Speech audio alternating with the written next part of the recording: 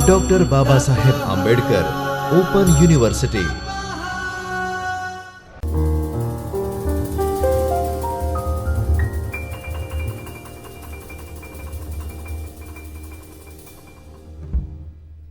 विद्यार्थी मित्रों नमस्कार, मैं डॉक्टर बाबा साहब आंबेडकर ओपन यूनिवर्सिटी के चैतन्य स्टूडियो से हिंदू स्टडीज विषय में असिस्टेंट प्रोफेसर शुभम तिवारी आज आपसे पुनः संवाद करूंगा। वाद परंपरा के अंतर्गत जो अपना प्रश्न पत्र है उसमें हम चर्चा कर रहे थे वाद, जल्प और वितंडा की। इसमें हमने पूर्व के अपने संवाद सत्र में विभिन्न माध्यमों से देखा वाद के विषय में कि भगवत गीता में भगवान श्री कृष्ण ने अपने आप को वाद क्यों कहा है, वाद के रूप में विभूति के रूप में क्यों बताया है। तो उसमें हमने शंकराचार्य जी के भाष्य को पढ़ा। शंकराचार्य जी के भाष्य के माध्यम से हमने जानने का प्रयास किया।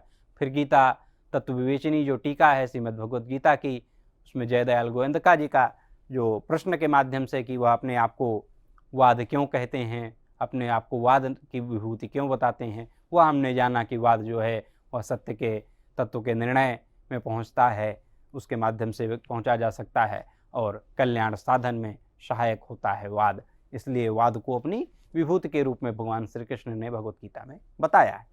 फिर प्रश्नोपनिषद, जैसा कि हम देखते हैं कि जो हमारी वाद की परंपरा है, संवाद की परंपरा है, शास्त्रार्थ की जो पूरी परंपरा है वह मुख्य रूप से हमको उपनिषद में देखने को मिलती है। और वहाँ पर प्रश्न और उत्तर के माध्यम से जो शिष्य प्रश्न करता है, गुरु उसकी शंका का समाधान करता है, उत्तर देता है उसका। कभी शिष्य से गुरु प्रश्न करते हैं और शिष्य अपने ज्ञान के आधार पर गुरु के प्रश्न का उत्तर देता है। तो इन के माध्यम से हम यहाँ पर वाद के उदाहरण को देख सकते हैं। तो वाद के उदाहरण के रूप में हमने अभी प्रश्नोपनिषद को लिया है और प्रश्नोपनिषद में प्रश्न और जो उत्तर हैं वह वाद के उदाहरण हैं। जैसा कि हम देखते हैं वहाँ पर कबंधी का प्रश्न है कि प्रजा किससे उत्पन्न होती है। यह गुरु से प्रश्न है कबंधी का कि प्रजा किससे उत्पन्न होती है। प्रश्न देखते हैं कि अथ कबंधी कात्यायन उपेत्य पप्रक्ष भगवन कुतो हवा इमाह प्रजाः प्रजायन्त इति, यह प्रश्न है। तदनंतर एक वर्ष गुरुकुल वास करने के पश्चात, ये उसका संदर्भ है, वह एक वर्ष तक गुरुकुल में अपने रहता है। गुरु ने कहा था कि कुछ समय आप गुरुकुल में रहो और फिर हमसे जब प्रश्न करोगे तब हम उसका उत्तर देंगे। तो वह एक वर्ष तक गुरुकुलवास यानी कि गुरुकुल में रहने के पश्चात कात्यायन कबंधी ने गुरु जी के पास जाकर एक प्रश्न पूछा। वह क्या प्रश्न करता है कि भगवान, हे गुरुदेव, यह सारी प्रजा किससे उत्पन्न होती है, प्रजा कैसे बनी है या इसकी उत्पत्ति प्रजा की कैसे होती है। गुरु से यह कबंधी का प्रश्न है। फिर रई और प्राण की उत्पत्ति, जो वहाँ पर अब गुरु जो उत्तर देते हैं, पिपलाद मुनि जो कहते हैं, तो रई और प्राण की उत्पत्ति इसके माध्यम से हमको जानने को मिलेगी। रई अर्थात सोमरूप अन्न, जो अन्न है वह सोमरूप है और वह रई है। तो रई सोमरूप अन्न को कहा गया है और प्राण जो है अर्थात भोक्ता रूप अग्नि को, अग्नि को यहाँ पर प्राण कहा गया और जो अन्न है उसको रई कहा गया। यहाँ पर वो कहते हैं गुरु, का तस्मै सा होवाच प्रजा कामो वै प्रजापति सा तपो अतप्यत सा तपस्तप्त्वा स मिथुन मुत्पादयते रयिं च प्राणम चेत्तेतो में बहुधा प्रजा करिष्यत इति। यह उत्तर है उनका पूरा। उससे उस पिपलाद मुनि ने कहा कि इससे जो पहले भी प्रश्न किया था कि प्रजा कैसे उत्पन्न होती है, यहाँ पर पुराने उसमें हम देखते हैं कि सृष्टि किससे उत्पन्न होती है या सारी प्रजा किससे उत्पन्न होती है, ऐसा जो प्रश्न का भाव है, यहाँ पर उन्होंने उसका उत्तर दिया कि प्रसिद्ध है कि प्रजा उत्पन्न करने की इच्छा वाले प्रजापति ने तप किया। जो प्रजापति है उन्होंने तप किया प्रजा उत्पन्न करने की इच्छा से। उसने तप करके रई और प्राण यह जोड़ा उत्पन्न किया और सोचा। तो रई क्या है, सोमरूप अन्न, अन्न जो है वह रई है और प्राण क्या है, अग्नि। ये दोनों ही मेरी अनेक प्रकार की प्रजा उत्पन्न करेंगे।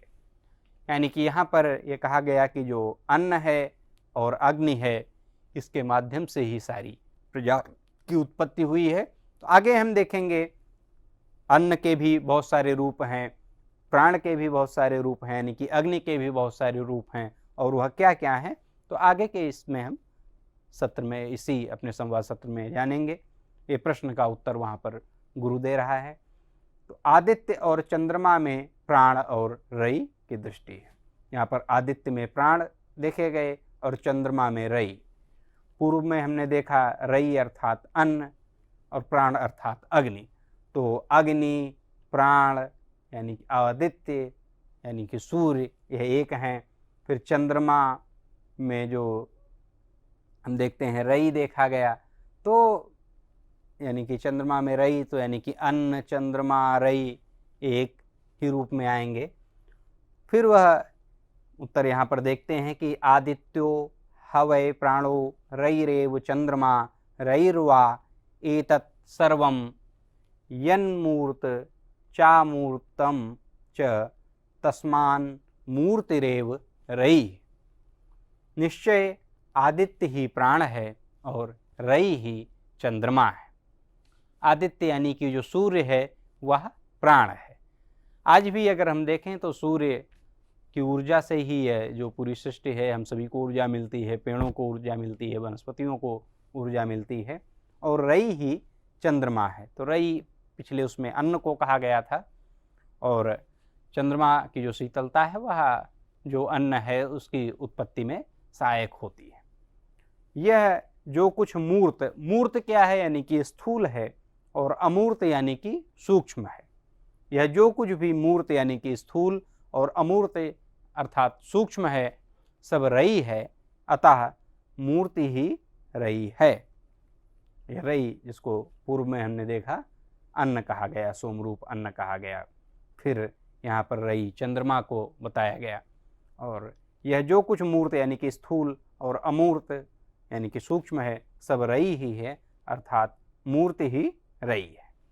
कहते हैं कि जो कुछ स्थूल और सूक्ष्म है वह सब रई है, यानी कि चंद्रमा का स्वरूप है, अर्थात अन्न है।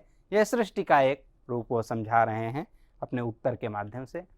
फिर अब क्या क्या है, तो आदित्य ही प्राण है, अर्थात भोक्ता अन्न अग्नि है।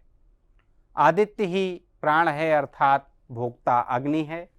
रई ही चंद्रमा है, रई ही अन्न है, और वह चंद्रमा ही है। जब रई ही चंद्रमा है, रई ही अन्न है, तो रई जो है वह अन्न है, चंद्रमा है। यह भोक्ता, अग्नि को यहाँ पर भोक्ता कहा गया। यह भोक्ता अग्नि और अन्न एक ही है। यहाँ पर अग्नि को और अन्न को एक कहा गया, भोक्ता अग्नि और अन्न एक ही है। एक प्रजापति ही, प्रजापति यानी कि प्रजा का, जो प्रजा को बनाने वाला, उसका पति, उसका स्वामी ही यह मिथुन रूप हो गया। इसमें भेद केवल गौड़ और प्रधान भाव का ही है। गौड़ भाव और प्रधान भाव होते हैं, दो भाव हैं। तो कहा कि इसका ही केवल इसमें भेद है। सो किस प्रकार, यानी कि वह किस प्रकार का भेद है, इस पर गुरु कहते हैं यह सब रई अन्न ही है। तो चंद्रमा का वहाँ पर स्वरूप बताया, यानी कि फिर देखते हैं उसको रई को अन्न रूप, जैसा कि हमने सबसे पहले इसमें अपने देखा था कि वह सोम रूप अन्न है रई। यह देखते हैं। फिर इसके बाद कहते हैं कि वह क्या है, यह जो मूर्त यानी कि स्थूल है और जो अमूर्त यानी कि सूक्ष्म है, वह मूर्त और अमूर्त यानी कि भोक्ता और भोग्य रूप होने पर भी रई ही है। रई सके देखा था चंद्रमा का स्वरूप था, फिर अन्न का स्वरूप उसको कहा गया। अतः इस प्रकार विभक्त हुए अमूर्त से अन्य, अमूर्त यानी जिसको फिर हमने भी सूक्ष्म और स्थूल रूप में देखा था, मूर्त यानी कि स्थूल और अमूर्त यानी कि सूक्ष्म। तो यहाँ पर हम देखें तो जो भी सूक्ष्म और मूर्त रूप यानी कि स्थूल रूप है वही रई है, अर्थात वही अन्न है। क्योंकि वह अमूर्त भोक्ता से भोगा जाता है। भोक्ता यानी कि जो उसका उपभोग करता है, भोग करता है, उसको भोक्ता कहा जाता है। और भोगा जाता है यानी कि जो भोग्य है, जिसका भोग किया जाए, भोग करने के योग्य या जिसको भोगा जाए। यहाँ पर हम इस अर्थ को देखते हैं कि भोक्ता अर्थात भोगने वाला, भोग्य अर्थात भोग के योग्य अथवा जिसका उपभोग किया जाए, मूर्त अर्थात स्थूल और अमूर्त अर्थात सूक्ष्म। तो यह हम अपने इसमें संवाद में देखते हैं कि जो प्रश्न है कि यह जो सारी सृष्टि है, जो प्रजा है, वह कैसे उत्पन्न होती है।